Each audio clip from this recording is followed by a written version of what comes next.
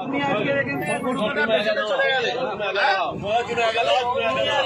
বেচে দিয়ে চলে গেলে তুমি আজকে মালগুলো বেচে দিয়ে চলে গেলে আমাদের মুসলিম ভাইরা কিনলো, কিনে রাস্তায় খারাপ করে কাটলো, তোমরা নিয়ে চলে যাও। তোমরা কেন, তোমাদের তো মাথা তো, তোমরা কেন বিক্রি করতে তোমাদের মাথা হারানো, তোমাদের মালকে আমরা কিনে ফাঁসবো, মাথা বেশি দিবে, তোমরা চলে যাও।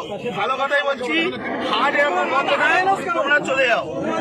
কেউ একটা ভালো কথা বলো, এনাদের কেউ একটা কিন্তু কোনো কথা বলবে না। উপরে বলুক, উপরে বলতে বলো, করে খাই, আমরাও করে খাই।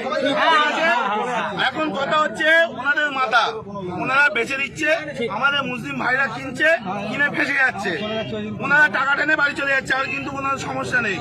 সুতরাং কেউ একটা এদের কোনো কথা বলবে না, এনারাও করে খায়। কিন্তু তোমরা মানে কাকা নিয়ে বাড়ি চলে যাও।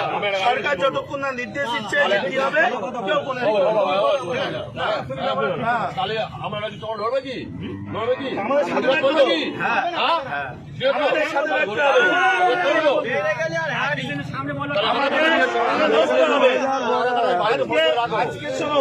আজকে ভারতবর্ষে এই গরু এক্সপোর্টে দ্বিতীয় নম্বরে, আর আমরা আজকে করছি অপরাধ, আমরা করে ফেলেছি।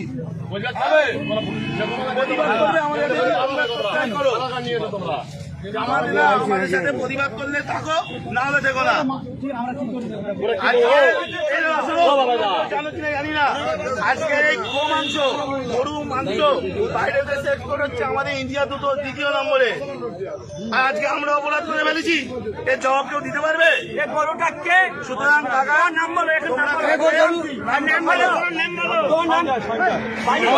সঞ্জয়